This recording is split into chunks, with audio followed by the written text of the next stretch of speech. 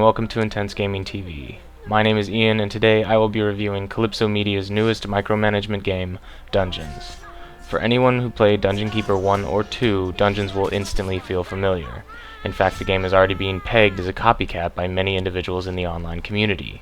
But while the inspiration for Dungeons obviously stems from the Dungeon Keeper series, Kalypso has changed the formula enough to make it a somewhat new and unique experience, despite a few drawbacks.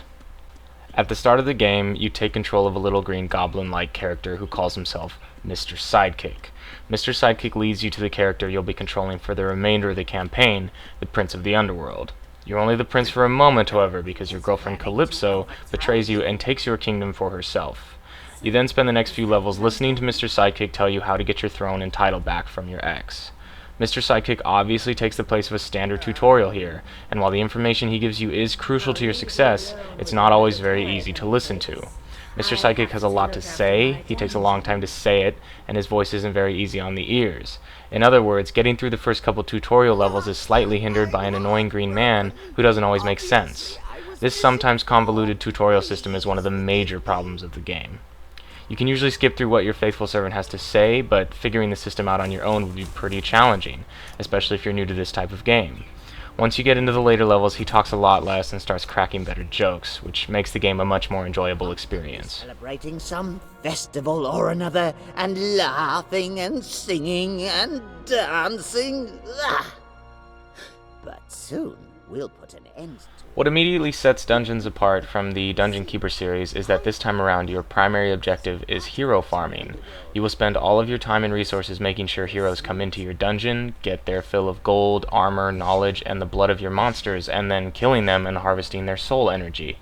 The more satisfied the hero, the more soul energy and gold he will yield. The more gold and soul energy you have, the more items you can add to your dungeon to keep the process going. The placing of loot, armor, books, and gimmicks all cost gold and soul energy, but are all necessary for keeping the heroes satisfied. This basic spend soul energy to make soul energy formula is where Dungeons really shines. It's the most fun you'll have in the game, and it's a very addictive quality.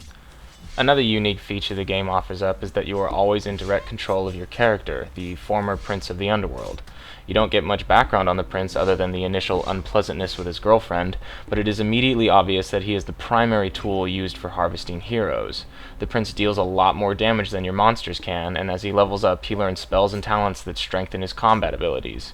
Anyone who has played Diablo should be comfortable with the spells and skills tree here, and while it's nothing new to the RPG world, it's a welcome addition to Dungeons. The only drawback to this fun element is the combat itself. The controls for the prince sometimes feel clunky and unresponsive, and while your attacks do far more damage than the attacks of your monsters, they don't feel any more significant. The system isn't completely shallow, however. Cutting down heroes who have been completely satisfied by your dungeon is still a lot of fun. Adding to the fun as the game progresses is the amount of micromanagement involved. This is an area where the game excels, and if you don't pay attention, your dungeon can easily be overrun by increasingly more and more skilled heroes and bosses. The game also throws random objectives at you in the form of errands sent by your boss, the Zombie King. Every so often the king will communicate with you through your dungeon heart, and his demands range from watering flowers to handing over large sums of gold and soul energy. It's a fun twist that makes the management of your dungeon that much faster and hectic. Dungeons has a lot of good things going for it, but the experience is far from perfect. Aside from the long and convoluted tutorial, there are some visual quirks and performance issues that really mar an otherwise well-crafted homage to the Dungeon Keeper series. The campaign is pretty lengthy and should take you upwards of 12 hours to complete, and after you're finished with it, you can always set up custom games. There's no online play in Dungeons, but the campaign and the custom matches should keep your attention for several hours of entertainment. All in all, Dungeons is a good game.